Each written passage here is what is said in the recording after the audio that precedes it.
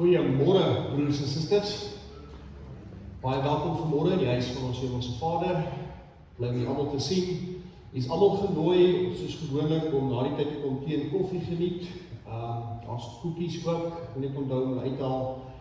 So jy is welkom om te kom koekies eet na die tyd. Dis 'n selfhelp vanmôre, want ons het nog 'n bietjie skoolvakansie. Hulle begin almal weer in die week wat voorlê. So jy is welkom om gou koffie te kom drink op pad huis toe.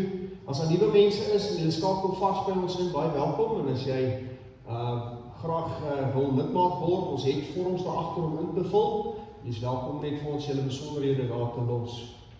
Broers en susters, baie welkom vanmôre. Ek was die afgelope week by die AKV gewees. Dis die 3-jaarlikse algemene kerkvergadering van die Hervormde Kerk. Julle het dalk op sosiale media daarvan gesien. Besluite wat ons moes neem en dis meer. Ons sal 'n bietjie besonderhede gee, ek wil net eers weer ontspan. Want daai sagte stoele word hard na so 'n derde dag daar gesittery. So ons is redelik hard gewerk wat dit dan betref, baie gekonsentreer, maar ons sal al die inligting soos wat ons kan met u deel, om dan te gaan kyk as julle wil. Ons sal waarskynlik op die kerk se webbladsy vir julle ook die agenda neersit, ook die besprekingspunte wat daar was en ook die besluite bundel. Wat is besluit deur die Hervormde Kerk as jy rustig self daardeur wil gaan in PDF formaat. Jy is welkom om dit te doen. Goed, net terloops, miskien as julle gewonder het, die saak van kindernagmaal was wel op die tafel, maar ons het dit terugverwys vir verdere ondersoek en studie. So vir die volgende 3 jaar is dit glad nou nie iets wat ons oor bekommerd sal wees nie, as daar van is wat gewonder het wat het ons besluit wat dit dan betref. Dan wil ek net vir julle herinner, ons het ons bazaar ons die 25ste Oktober, einde van hierdie maand. Jy sou daar buite gesien het, is 'n klomp plakate neergesit. So as daar van is wat die Spar se eienaar ken, en hy sal dalk vir ons 'n bord opsit. Gesels met die ouens, julle kan van daai vat wat daar staan, ons wil graag ook by ons skole ook opsit, so as daar van is wat by die skool kan gaan hoor, sê net vir my en dan vat jy vir my en dan gaan sit ons by die skole ook op. Ek dink aan Randburg, Linden, Blou Geldenhuis, Fontainebleau en ook Unica, selfs Fairlands. So as daar van julle is wat miskien kontakte daai wat vir ons kan reël, vat asseblief of sê net ten minste vir my dat ons nou nie dubbel daar aankom nie, want ons 'n bietjie advertensie ook by hulle doen oor ons bazaar. Dan sal jy daar agter op die tafel koekhouers sien. Die teetafel, vra asseblief, as daar van julle is wat hou van koekbak en sovoorts, of julle nie maar net vir die teetafel 'n koek sal aan mekaar slaan in die houers sit en vir ons saam bring daai dag nie. Ons sal dit baie waardeer as daar van julle is wat dit kan doen. Onthou ek hou van melktert, so as daar van julle is wat dit kan regkry, nou as julle vooraf gelaat weet, onthou asseblief daarvan en bring vir ons saam as julle kan.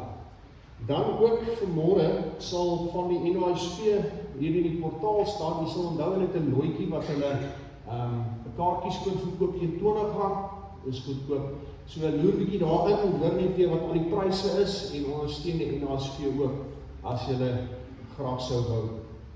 Dan wil ek net seker maak, ja, u ken die opsommings van die preek, is daar 'n blaadjie ook daar agter. O ja, en as daar van eers wat dalk 'n stalletjie wil hê by die bazaar, is jy ook welkom om 'n vorm te kry, of as jy iemand ken wat dalk 'n stalletjie by die bazaar sou wou hê, kan jy ook dit vir hulle vat en terugbring vir ons, want ons het 'n keuringsproses. Is ook 'n inskrywing van R250 vir elke stalletjie, maar alle profijt is vir daai stalletjie om dan te neem wat hulle ook al op die dag verdien. Dan ek moet ook maar net noem as daar van eers wat iets vir die wit olifant het, bring ook maar vir ons na die kerk toe. Maar nou gaan alles al hoe vinnig gebeur op pad na die 25ste toe. So as jy gesê het, ja, ek het 2 spanne, ek kon net een en ek wou hom gebring het, onthou, bring hom saam, dat ons dit op die wit olifant tafel kan neersit. En baie dankie vir almal van julle wat al reeds groot bydraes begin lewer het na ons bazaar se kant toe. Nou broers en susters, gaan ons gou net kyk na 'n amen. Ons het in die liedboek eintlik so 'n paar amens wat ons kan sing. Ons sing 2 van hulle gereeld. En ons het hierdie ene al geoefen. Ek wil net hierdie orgelis moet hom net gou weer vir ons een keer weerspeel en kyk ons of ons hom kan sing dat ons hom kan gebruik aan die einde van ons erediens vanmôre. So as ons doen, soos hy. So asseblief CJ. Net om het gemakliker te maak vir almal, julle sal sien daar's 3 amens. Elke amen het 12 tellings. 1, 2, 3, 1, 2, 3, so hy word in 4 ingedeel. Die laaste 1, 2, 3, die vierde een, is die MEN-paar, die men-paar. Die A, hou jy vir 3 telling 3, 6, 9, maar die 12de ene, die laaste 3 tellings is die MEN, die men-paar. Ek hoop dit maak sin. Maar jy gaan net eers die regterkant speel.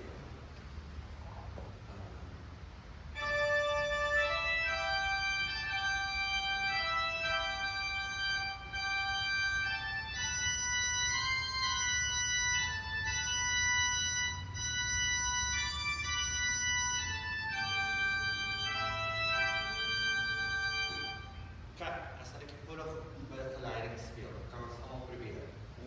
Met die inleiding. Ja, dan gaan ons. Dis die inleiding.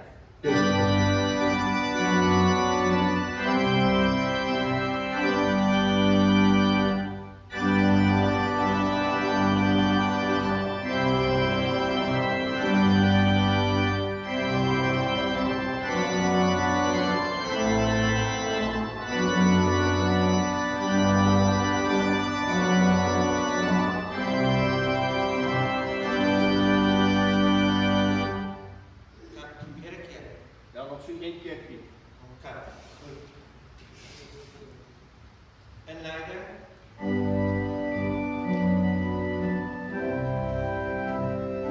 2, 3.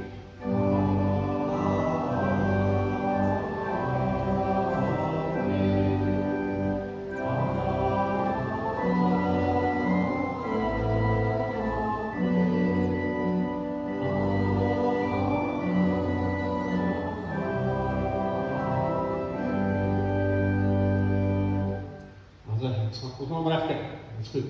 Het julle hom gehoor? So kom ons onthou vir die einde, dan sal hom weer so 'n paar sondag deurdraf dat ons hom onder die knie kry. Reg broers en susters, kom ons raak rustig vir ons gemoedere, skit al die gedagtes en dinge en die uitdagings van die laaste week af. Jy het 'n ontmoeting met die Hemelse Vader, ons luister aandagtig na wat hy vir ons wil leer. Ons maak ons harte oop, as jy dit sing dit net jou hart uit, as jy saam bid, bedoel dit. En dan as ons na die woord luister, neem dit ook ter harte. Kom ons sluit ons oë in stil gebed.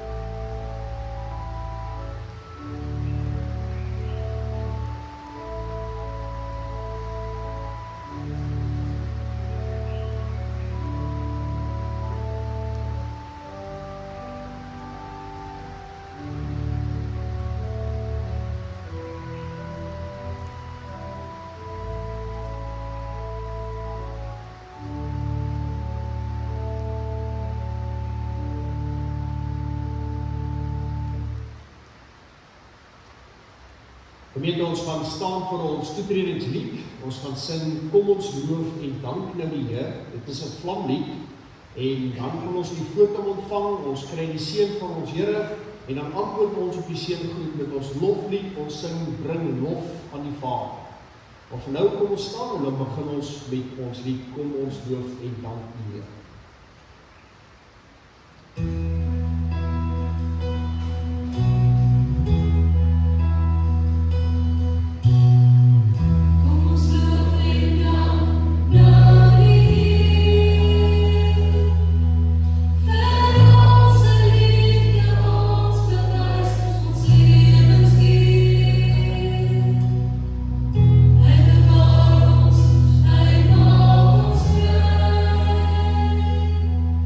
Hij zal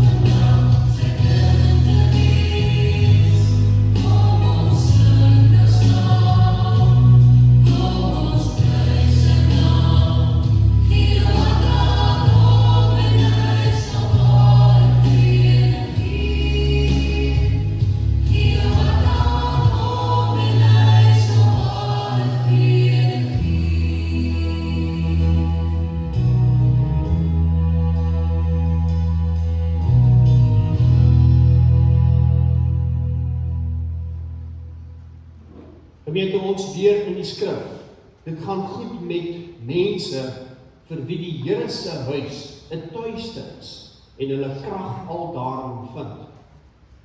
Genade, barmhartigheid en vrede vir julle van God ons Vader en van ons Here Jesus Christus.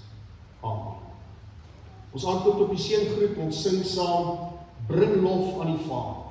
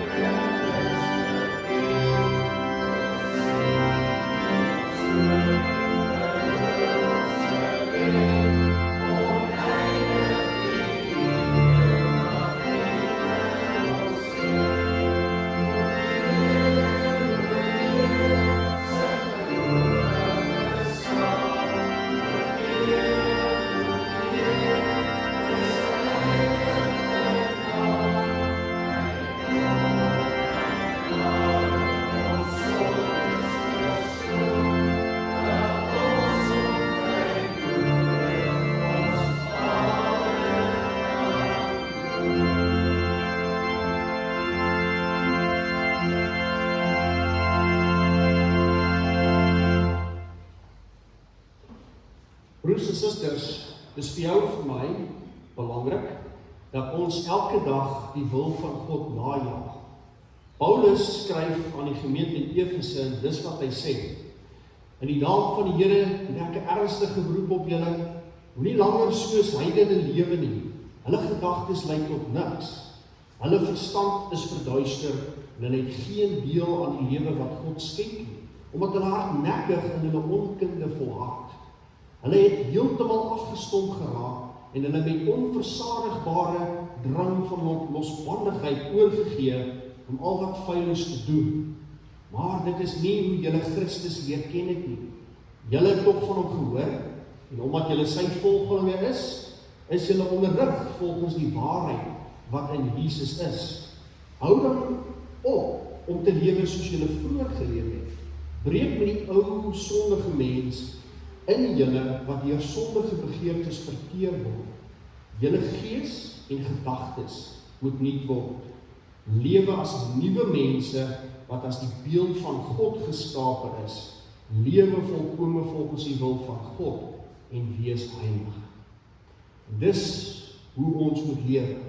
Wees heilig. En dis die vraag wat jy jou vra. Eintlik elke Sondag, ook sommer in die week, leef ek heilig? Want dis wat van my gevra word.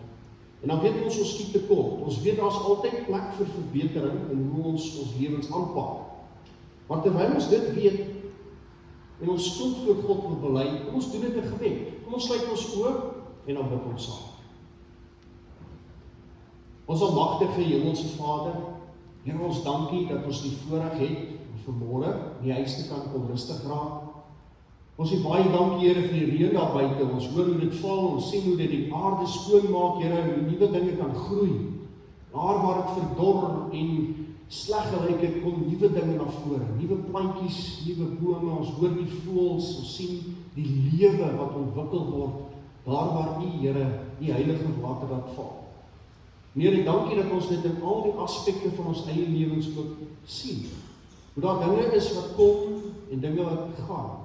Maar hoe U in al die siklusse van ons lewe, Here, ingryp, dat U dit beheer en dat daar rede is, Here. Partykeer sien en verstaan ons nie U weer nie, want ons kan nie altyd agterkom wat dit is wat U weet wat ons nie weet nie. En daarom vra U ons dat ons U sal vertrou. En ons weet, Here, dat ons partykeer in ons lewens dinge dwing en druk. Here, ons sê partykeer dinge wat nie in lyn is met die liefde wat Christus vir ons kom wys het nie. Ons doen dinge, Here, wat afbreek maak aan dit wat U van ons verwag. En meer as dit, Here, dink ons verkeerd. Ons bou verhale en stories in ons gedagtes op, Here, wat nie altyd waar is nie, wat ook afbreek maak. En hier het ons nou gehoor dat U wil hê dat ons gees en ons denke moet vernuwe. Ons moet tot siens roep vir die ou mens en nuwe mense wees en toelaat dat U Gees ons verander in wie ons is. En Here, jammer dat dit nie altyd gebeur nie. Maar ons weet dat ons swakheid voor U kan neerlê en dat U vergifnis staande bly tot in ewigheid, dat U genade wat ons nie kon verdien nie beskikbaar is vir almal van ons. Here, dankie dat ons dit kan ontvang, maar help ons ook, Here, om daarop te reageer, deur elke dag nuut te lewe. Here, nou bid ons vir mense met wie dit nie goed gaan. Mag Here help dat daar uitkoms komt vir sulke mense wat voel, hulle sit in dryfsand vas. Hoe meer hulle beweeg, hoe meer sit hulle vas. Dat U vir hulle 'n lewenslyn sal gooi, dat hulle sal antwoorde en oplossings kry vir die uitdagings waarmee hulle worstel. Ons bid vir mense wat siek is, Here, wat sukkel en stoei teen die siekte, dat U gesondheid sal skenk, uitkoms sal skenk, antwoord sal gee. En dan bid ons, Here, vir mense wat U nie ken, wie se harte moet verander. Mag U Heilige Gees in hierdie hart aan die werk lei. Mag U ook ons gebruik, Here, om mense in die rigting aan te wys. Hulle net so 'n stampie te gee in U rigting, Here, om te sien hoe groot U liefde is. Deur ons eie woorde, ons eie dade, as ons in hierdie lewe besig is. Here, dan vra ons dat U woord met ons harte praat vandag, en dat ons daarmee sal werk maak, dat ons U sal innooi in ons huis, in ons harthuis, dat U in ons huis aan die werk kan wees, as ons dit toelaat. En lei ons in die woord, Here, om het te verstaan en te begryp, en dan ook in die wêreld te gaan deel. Here, ons bid dit nie wat ons het kon verdien het nie, maar ons bid dit in die naam van ons Here, Jesus Christus. Amen. Broers en susters, so ons Here is wonderbaarlik, en dit sê ons vir mekaar, dat sy liefde vir ons is eintlik oneindig. Dit kan nie ophou nie. Paulus weergaan in Filippense 3 vers 8 tot 11, jy sien hoor, hy sê, ek beskou alles as waardeloos, want om Christus Jesus my Here te ken, oortref alles in waarde. Terwille van hom het ek alles prysgegee en beskou ek dit as verwerplik, sodat ek Christus as enigste bate kan kry en een met hom kan wees. Vrygespreek, nie omdat ek het die wet onderhou nie, maar omdat ek in Christus glo. En dit is die vryspraak wat God gee, omdat 'n mens in hom glo. Al wat ek wens, sê Paulus, is om Christus te ken, die krag van sy opstanding te ondervind en deel te hê aan sy lyding, deur aan hom gelyk te word in sy dood, in die verwagting dat ek self deel sal hê aan die opstanding uit die dood. En dit is die belydenis wat ek en jy ook in ons harte dra. Broers en susters, kom ons staan op en ons sing weer 'n lied saam, daarna kan jy weer sit, kom ons sing, God, enkelig, voor U gesig, is niks op aarde rein nie. ons is bevlek met skuld bedek, kan nie voor u verskyn. Dan sing ons verder, die sterrepragt verdwyn by dag, teenoor die son se luister, soveel te meer is ons, o Heer, teenoor u lig die duister. Ons sing die eerste, die tweede, maar ook die derde strofe saam.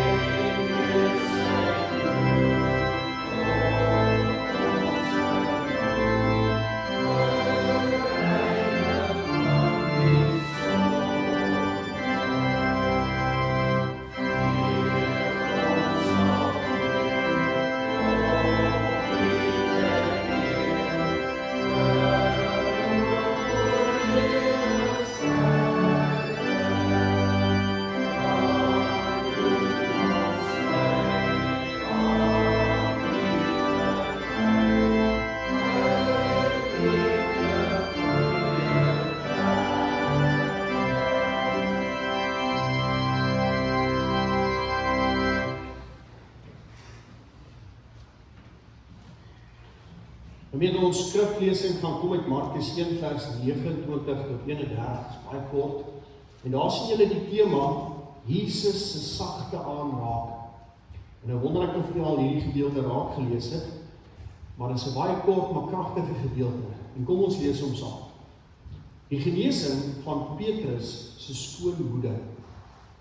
Toe die mense uit die sinagoge kom, het hulle saam met Jakobus en Johannes reguit na die huis van Simon en Andreas toegegaan.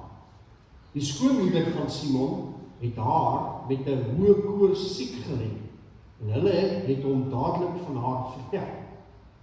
Hy het na haar toegegaan, haar hand gevat en haar regop gehelp, toe die koors haar verlaat, en sy het hulle bedien. Ons lees tot sover. Bevoorreg is hulle wat die woord van God hoor en dit onderhou.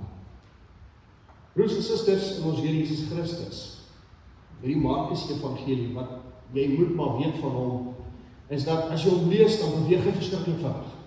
Dis 'n evangelie wat as jy begin lees, dan is dit een ding op die volgende, en dan gebeur daar weer 'n groot ding, en dan so gaan die Markus Evangelie. Alles gebeur dadelik. Maar tussen die groot wonderwerke in Markus en die groot skares waarmee Jesus te doen het, is daar hierdie stil oomblik wat vir ons wys hoe persoonlik Jesus vir jou en vir my lief het. Nou hier in Markus 1 het Jesus pas in die sinagoge gepreek, lees ons, en ons weet ook as jy voor dit lees dat hy 'n bose gees uitgedryf, en die mense was verstom. Hulle sê, wow, kyk wat doen hierdie man Jesus. En toe sy naam begin versprei. En tog, in plaas daarvan, om in die publiek aan sy aandag wat hy kry te werk, loop hy uit die sinagoge uit, en wat doen hy? Hy stap in 'n huis.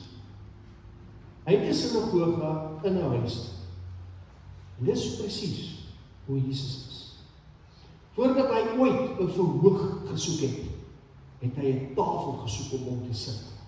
Voordat hy ooit 'n skare gesien het hy 'n gesin gesien wat hy kan aanraak. In ander woorde, Jesus Christus gee om vir die individu en vir gesin. En dis sy hart. Hy is nie net hier om siele te red nie, maar ook om huisgesin, verhoudings, gewone kamers in te stap om mense se seer aan te raak.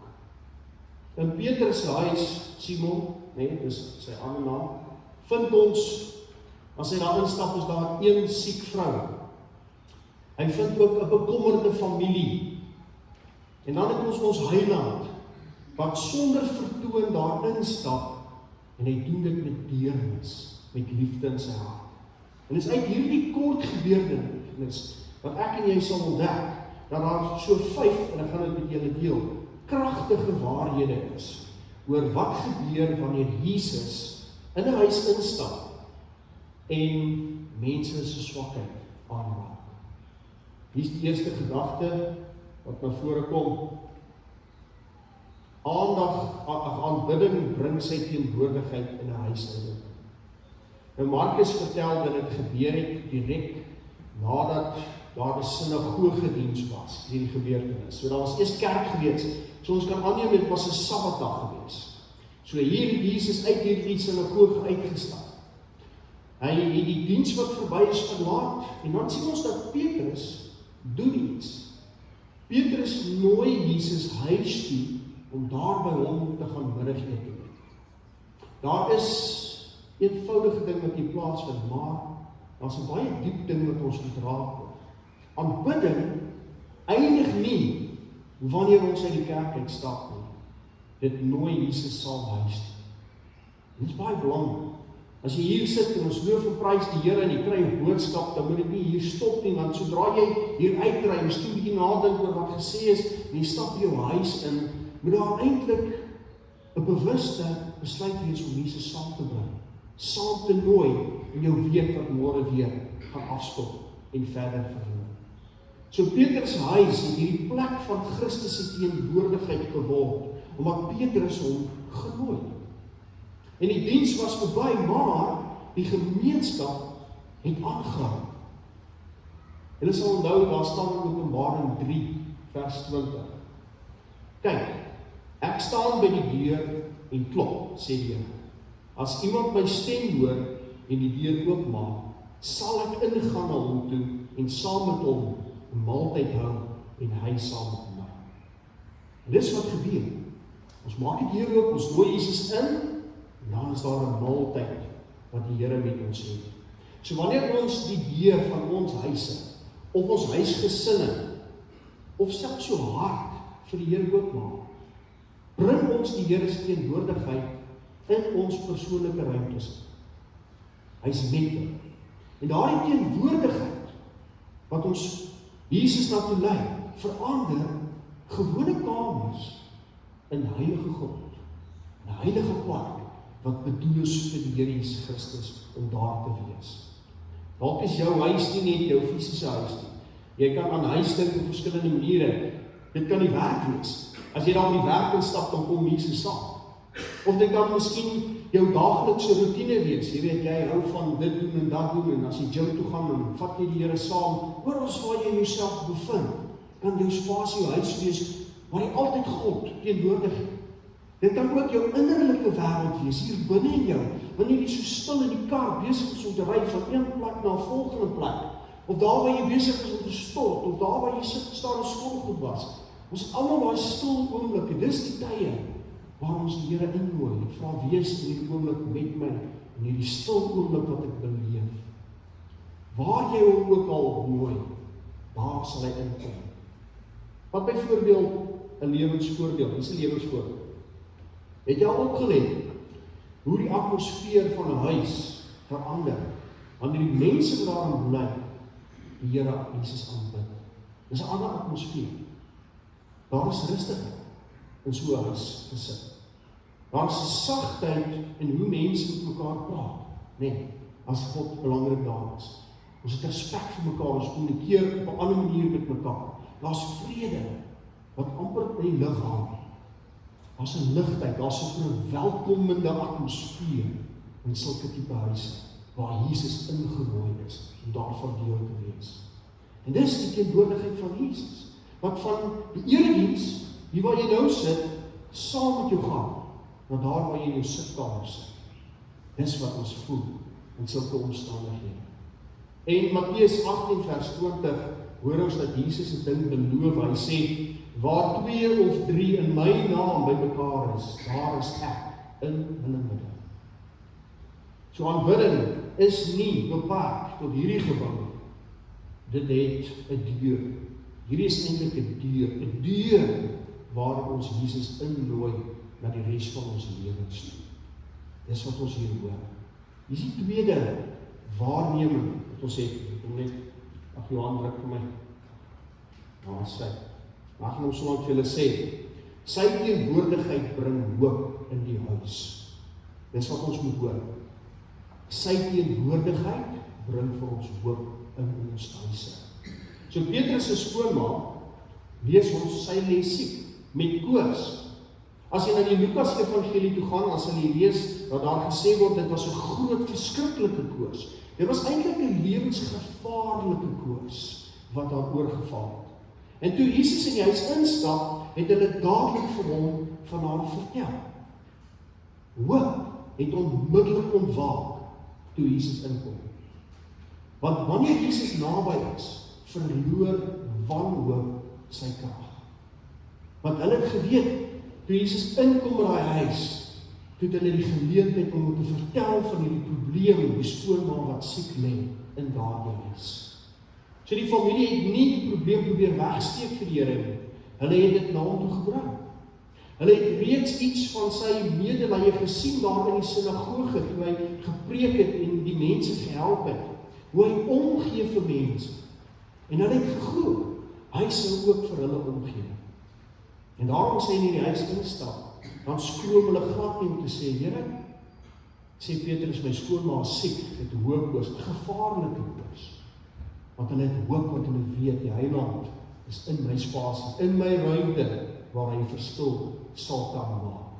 En dis geloof in sy eenvoudigste vorm, om vir Jesus te vertel van die behoefte in die huis.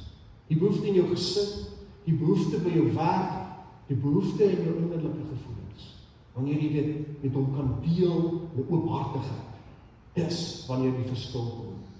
So soms dink ons, dat gebed moet ingewikkeld wees. Nee, ons moet hier verduideliking vir die Here gee. Maar weet jy wat, as jy hier kyk, hulle het nie toesprake gehad teenoor Jesus en gesê, hier is my ellelange storie, Here, sodat ons by 'n punt kan kom waar ek nou genoeg inligting vir u gegee dat jy asseblief tog net my kan help nie. Nee, geen toesprake nie. Daar was ook geen rituele wat plaasgevind het nie, waar hulle dit gedoen en dat gedoen en hoe nou kan hulle eers die liefde en die genade en die ondersteuning van die Here Jesus ontvang nie. Hulle het hom net vertel. Hulle het net vir hom gesê wat is die probleem. En dit was genoeg. 1 Petrus 5 vers 7 sê, werk al julle bekommernisse op hom, want hy gee om vir jou. Hy gee om vir ons. So hoop vir jou omstandighede begin, wanneer ons onthou, dat Jesus ook omgee. Hy stap nie 'n huis binne en bly onbetrokke nie. Sy blote teenwoordigheid wek verwagting in ons lewens. So elke huis, broers en susters, het sy koors. Nee, elke huis het sy koors. 'n soort hitte wat lewe en vrede uitput. 'n verhouding wat koud geword het. Of finansiële spanning wat slapelose nagte in jou lewe bring. Of 'n siekte. Of 'n verlies. 'n bekommernis. Of wat ook al 'n mens dalk nie kan noem eers. Maar wanneer Jesus instap, word hoop wakker. Kom daar hoop in daardie omstandighede. Want die geneesheer is nou teenwoordig. Hoor wat sê Hebreërs 4 vers 16. Laat ons dan met vrymoedigheid na die troon van genade gaan, sodat ons barmhartigheid kan ontvang en genade vind om gehelp te word op die regte tyd. Dus wanneer ons Jesus innooi en wanneer ons net sê wat ons pla, sonder groot woorde, dat jy vrymoedigheid en rustigheid en hoop kan hê, dat hy gaan ingryp in jou. Derde gedagte, sy aanraking bring genesing en hulp. So toe hulle vir Jesus vertel van hierdie siek skoonma waar hy lê, het hy nie getalle nie. Hy het nie gesê, hoorie, kom ons eet net eers gou, dan sal ons gou kyk wat gaan daar nie. Nee, die teks sê, hy het dadelik na toe gegaan. Dadelik, stap hy na toe. En dis die ritme van ons Here se hart. Deernis en beweging. Hy neem haar hand en hy help haar op. Hy het geen groot toespraak gemaak nie. Hy het haar net aangeraak, haar hand gevat. En daardie aanraking, in daardie einste aanraking, lê daar liefde, dan lê gesag. Goeders gebeur as die Here Jesus Christus betrokke is en in 'n mens se lewe aan die gang is. Anders gesê, niks vergelyk met 'n aanraking wat uit 'n hart van liefde kom. Niks. En jy weet dit. Jy weet dit, as iemand jou benader uit volle liefde uit, dan waardeer jy dit so diep en opreg. Jy kan maar kyk as jy dan reageer van jou kant af met 'n hart wat reg net deur liefde aangevuur word, hoe mense dit ter harte neem en dit reg wil waardeer. So deur hierdie hele evangelie sien ons hoe die aanraking wat Jesus daar stel, mense verander. Matteus 8 vers 3, hy raak aan 'n melaatse man. Wat gebeur? Die siekte verdwyn. Matteus 9 vers 29, hy raak die oë aan van 'n blinde wat nie kan sien nie. Verskeie blindes wat nie kan sien nie, en hulle sien. Dan sien ons in Markus 7 vers 34 tot 35, hoe daar iemand wat doof is, weer hoor as die Here hom aanraak.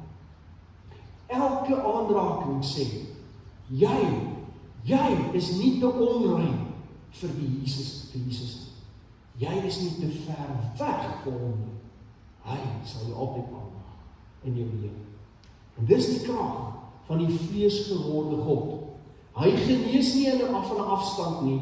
Hy kom baie naby aan die mens. Hier is 'n vergelyking. Dink bietjie aan 'n goeie verpleegster. 'n goeie verpleegster wat by daai pasiënt sit. Daar sit sy. Sy is nie haastig nie, sy is nie klinies nie, maar met 'n sagte hand wat eenvoudig is. Laat weet sy die pasiënt, ek is hier. En dis hoe Jesus is. Daardie aanraking van hom genees. En partykeer is daardie aanraking van sy teenwoordigheid baie meer werd as die medisyne wat ons partykeer moet neem. En nou hierdie vermenigvuldiging is wat jy moet daarby toepas. Jy het 'n suster se beeld, maar vermenigvuldig dit met ons Here Jesus Christus om by die krag van God uit te kom. Is Jesus se aanraking in jou lewe baie meer kragtiger en bring meer vrede as enige mens ooit sou kon regkry. So Jesus se aanraking. En hy skrik nie, ons Here skrik nie vir ons swakheid.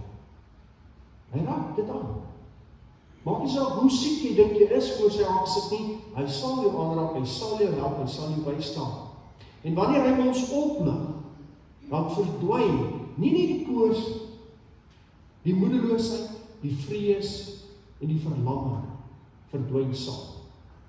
So onthou egter, daar's ook 'n waarskuwing in hierdie gebeurtenis. En hierdie is die waarskuwing.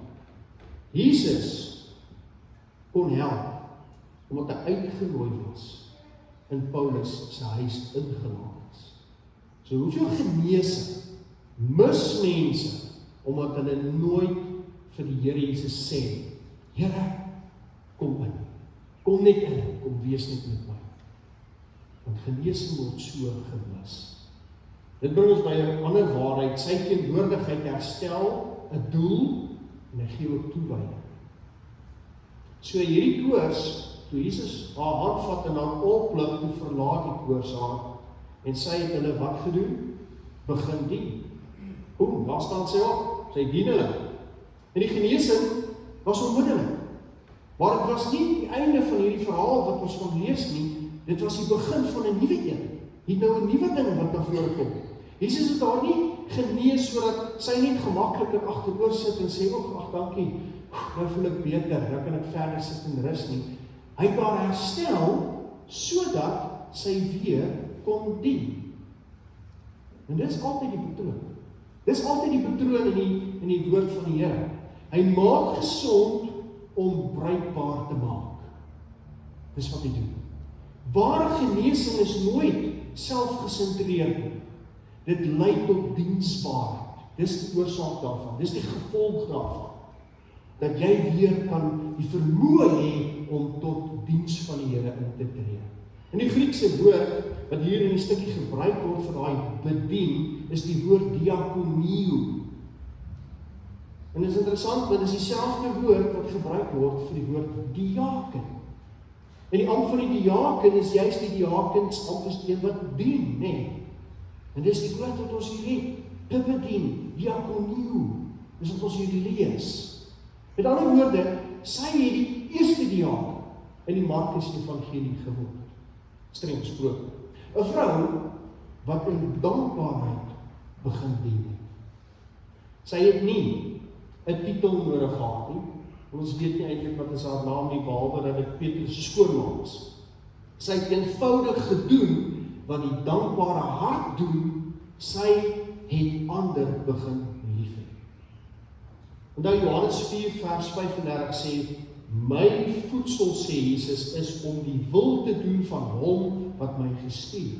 Dis hoekom ek gekom het. Johannes 9 vers 4 sê hy ook, ek moet die werke doen van hom wat my gestuur het terwyl dit dag is, sê Jesus. Ware dankbaarheid verander altyd in diens. As jy dankbaar is, dan loop dit oor in wat jy doen en wat jy sê tot eer of heerlikheid van God se naam. En hier is die beeld. Dit is soos 'n fontein, net iewers daar teen 'n berg lê daar 'n fontein, maar hy kan nie lekker vloei nie, want daar's 'n rots of 'n klip wat in die gat lê waar die water moet uitkom. Maar sodra jy daai klip daar uithaal, dan kom hy water uit. Dan loop hy stroompie en hy begin vloei. Eintlik natuurlik, nee. Want al wat gebeur het is daardie klip wat in die gat lê, wat keer dat hy natuurlik sal vloei. So wanneer Jesus die koors van mense siel reg wegneem, dan vloei diensbaarheid natuurlik uit, as 'n vorm van jy wat herstel is, deur die liefde en krag van ons Here Jesus Christus.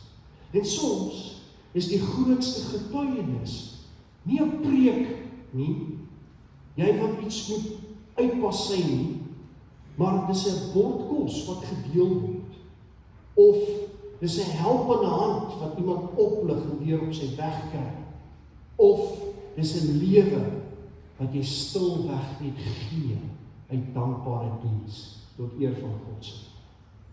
En hier is die 5de gedagte, dis die laaste een. Dis 'n bietjie vinnig. Sy teenwoordigheid verander huise in plekke van seën. Nou die verhaal eindig met 'n huis wat verander is. In die begin het ons hierdie plek waar 'n siek persoon lê, skoonma van Petrus, en toe verander dit in 'n plek van diens waar dinge gedoen word. 'n Paar verse later dan lees ons ook uitlopend van wat hier gebeur het, staan daardie aand het die hele dorp by die deur gaan saamdrom. Hoekom? Omdat mense gehoor het dat daar iets in Petrus se huis gebeur. Iets het verander. Een vrou wat was genees, en daardie vonk van genesing het veroorsaak dat daar 'n stroom van genade daaruit gevloei het. So wanneer Jesus een lewe in 'n huis aanraak, begin die hele gesin verander. En dis wanneer jy moet kyk in jou eie lewe. Bring ek daardie Jesus met my saam by die werk, in my familie. Want ons het families wat anders glo oor dinge, ander dink oor dinge, wat nie eens eintlik eens kerk toe gaan nie, of wat glad nie eens die behoefte het om te glo.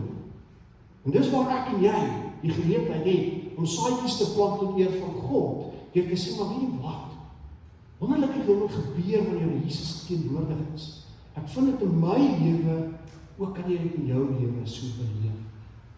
Wanneer Jesus dan 'n enkele lewe aanraak, het dit die vermoë om 'n rimpel-effek te hê en ook ander mense rondom jou, jou lewe aan te raak en 'n verskil te maak. En so begin herlewing.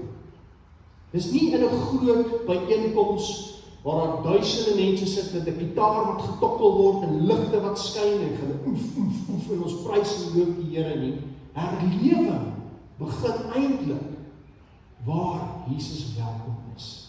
Waar ek my hart oopmaak, waar ek hom saamvat wanneer ek werk, wanneer ek my gesin is, wanneer ek my stokperdjies beoefen, wanneer ek gym, wanneer ek tussen vriende is.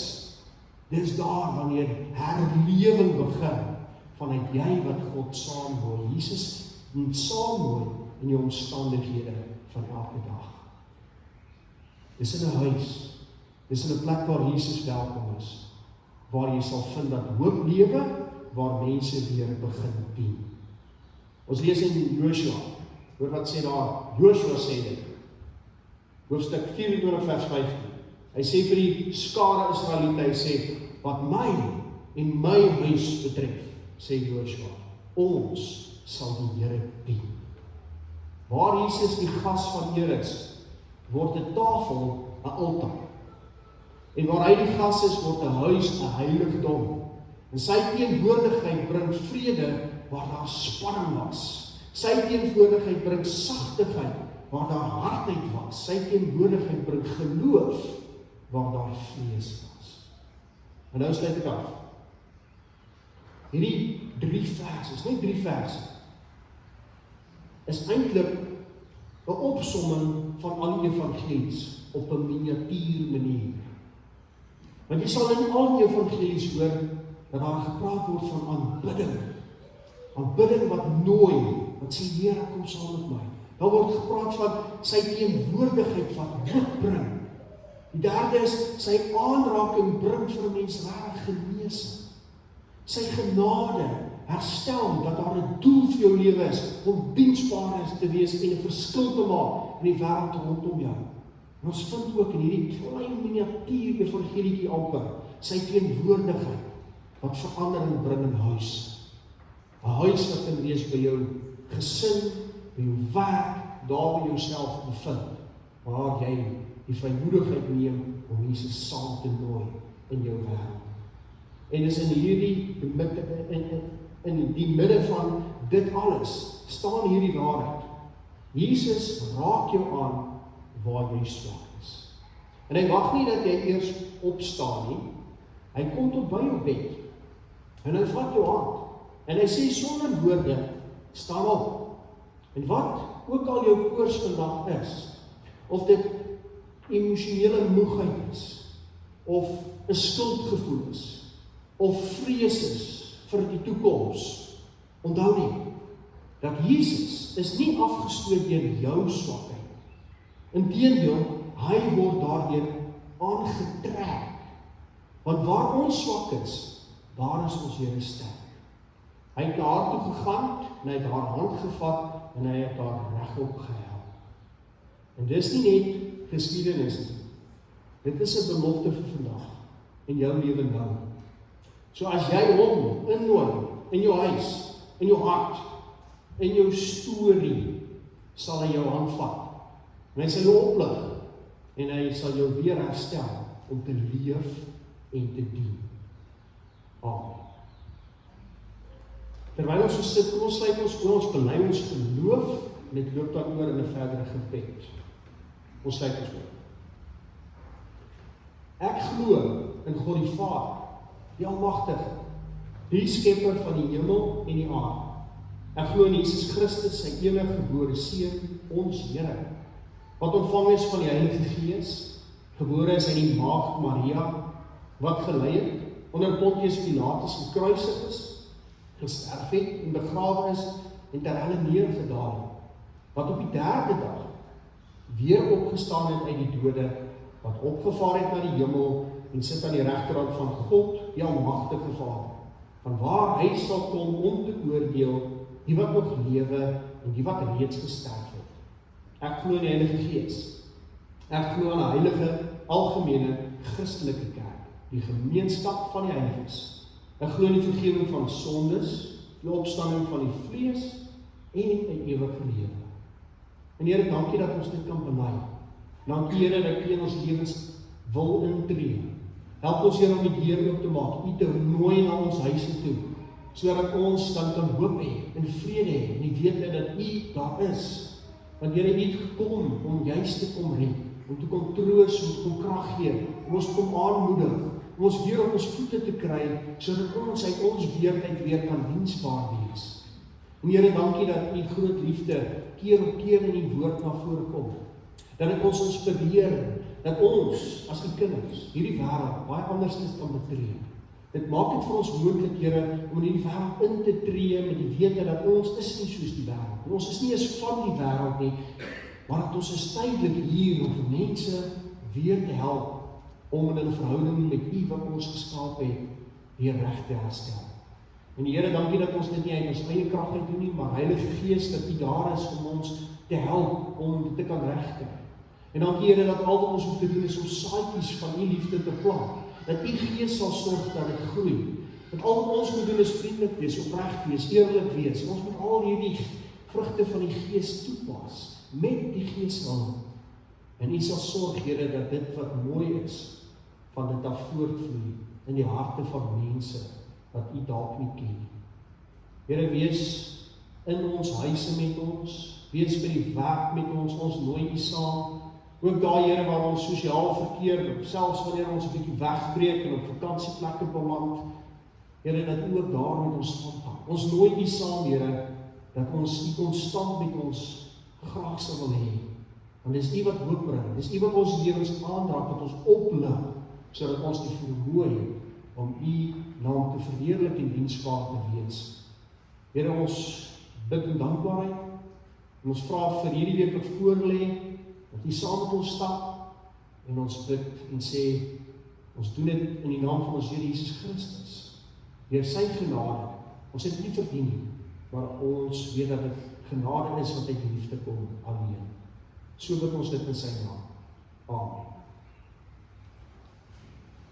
Kom ons antwoord met ons slotsang, ons sing, God is liefde, juig ons harte, eerste, tweede en ook die derde strofe.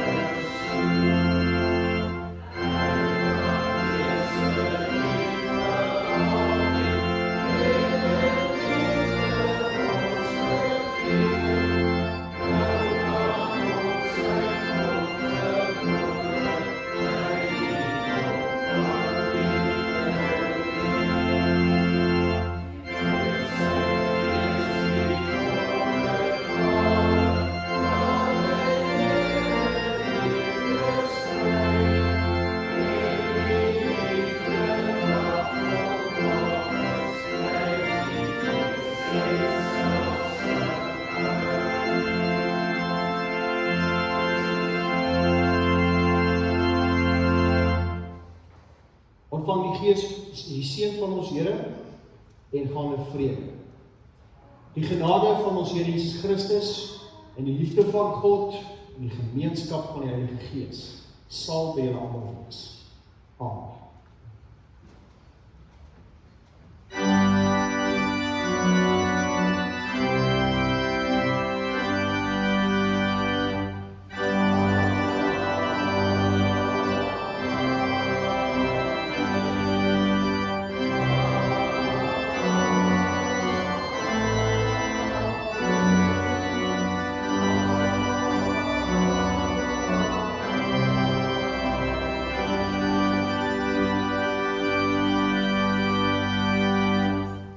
Goeiedag vir almal, ons probeer. Tot ziens.